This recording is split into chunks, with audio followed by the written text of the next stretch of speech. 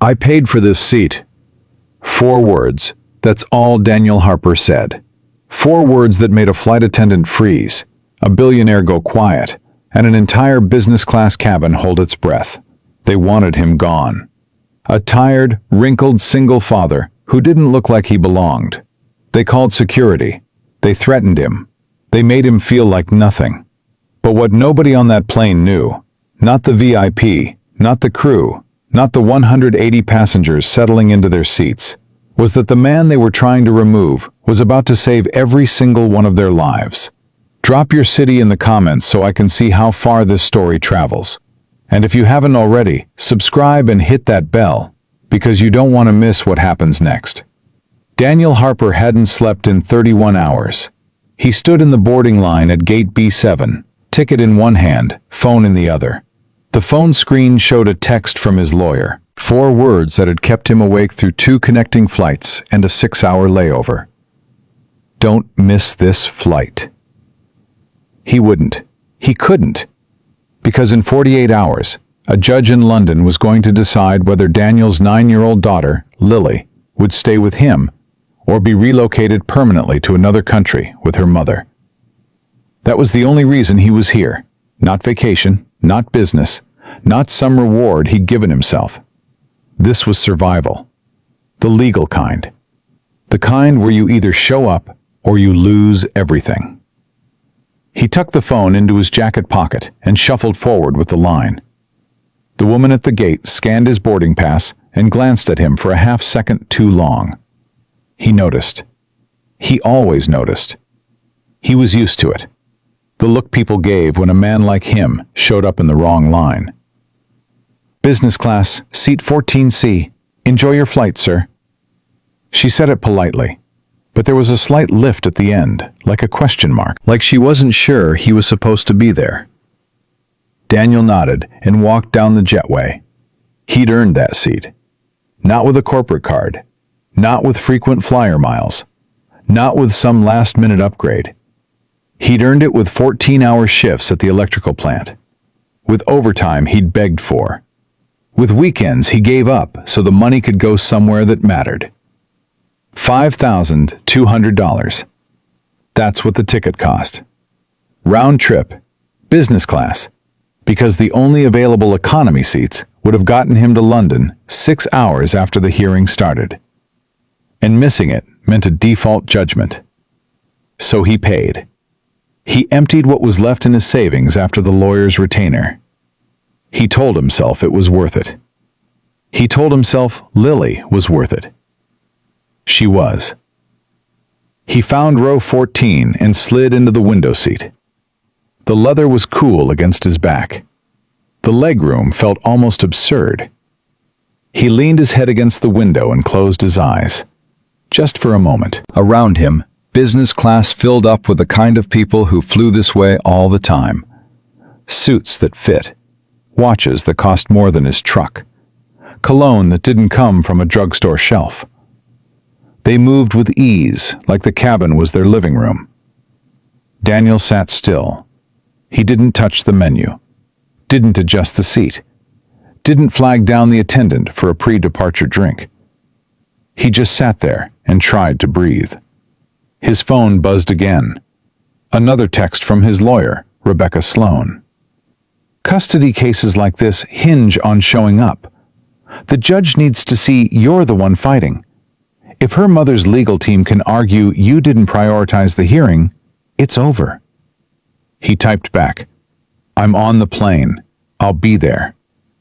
Then he put the phone on airplane mode and exhaled slowly. He thought about Lily, about the way she laughed when he burned pancakes on Sunday mornings, about how she'd started reading chapter books out loud to him at night. Not because she needed to, but because she knew he liked listening. About the drawings she'd taped to the refrigerator last week. 2 stick figures holding hands, one tall, one small. Underneath, in purple crayon, "Me and Dad." He pressed his palm against his chest and held it there. He wasn't going to lose her. Not today. Not ever. The cabin doors closed. The captain came on the intercom. Standard greeting. Weather update.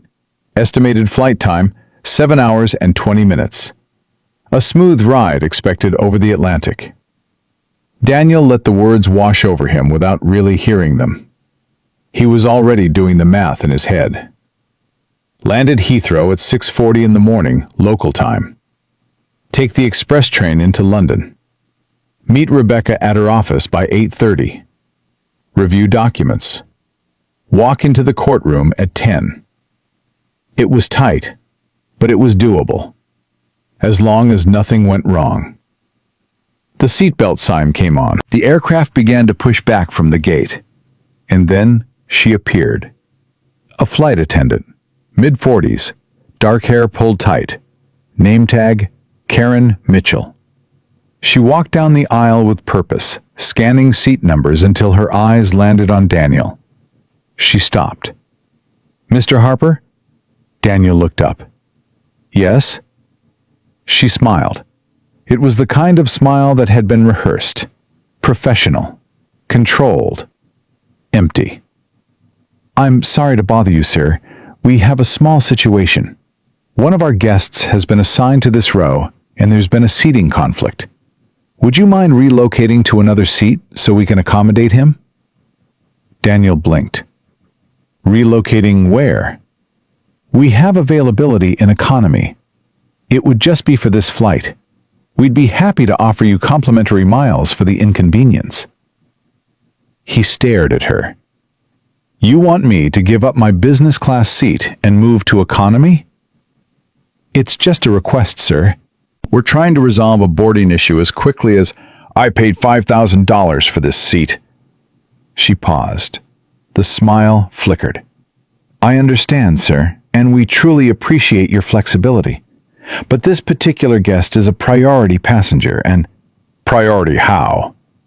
She hesitated, just for a second, but it was enough. "He's a valued member of our executive loyalty program, and—" "So he didn't book a seat in business class, but you want to give him mine?" Her jaw tightened. "Sir, I'm simply asking if you'd be willing to—" "No." The word sat between them like a wall. She straightened her posture. "Mr. Harper, I understand this is frustrating, but I've encouraged you to consider the offer. The miles we're providing are quite generous, and—" "I don't need miles. I need this seat. I have a legal obligation in London tomorrow morning, and I booked this flight specifically because it's the only one that gets me there in time." "I appreciate that, sir. But is there a written policy that says a paying passenger can be moved to accommodate someone else after boarding?" She didn't answer. "Is there?"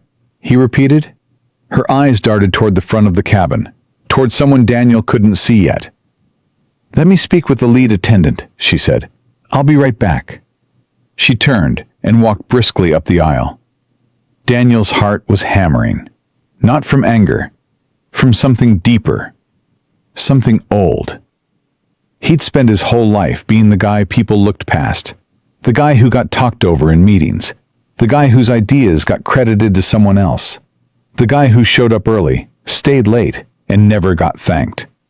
And every time he'd done the polite thing, he'd moved, he'd stepped aside, he'd swallowed whatever he was feeling and told himself it didn't matter. But this time, it did matter, because Lily was on the other end of this flight, and if he got bumped to a later departure, if he missed the hearing by even an hour, his ex-wife's attorneys would use it. They'd frame it as negligence, as proof that he wasn't committed, as a reason to take his daughter away. So no, he wasn't moving. Not today. 2 minutes passed, then 3, then 5. The cabin had gone quiet in a way that felt deliberate. The other passengers in business class had noticed. Some pretended to read, others glanced sideways. A woman across the aisle whispered something to her husband, who shook his head slightly and looked away. Daniel felt their eyes. He felt the weight of their assumptions. He knew what they saw. A man in a wrinkled jacket, rough hands, no briefcase, no laptop, no air of authority. They saw someone who didn't belong. And then the VIP arrived. He came down the aisle like he owned it. Tall, tanned, silver-haired, navy blazer, no tie. The kind of man who walked into rooms and expected them to rearrange. His name was Grant Alcott, 56 years old, founder and managing partner of Alcott Ventures, a tech investment firm that had backed 3 of the biggest IPOs in the last decade. Forbes had profiled him twice. He had a verified checkmark on every platform. He had a reputation for being brilliant, ruthless, and absolutely certain that the world owed him convenience. And right now, the world owed him seat 14A. He stopped at row 14 and looked at Daniel the way you'd look at a coat someone left on your chair. "This is my row," he said.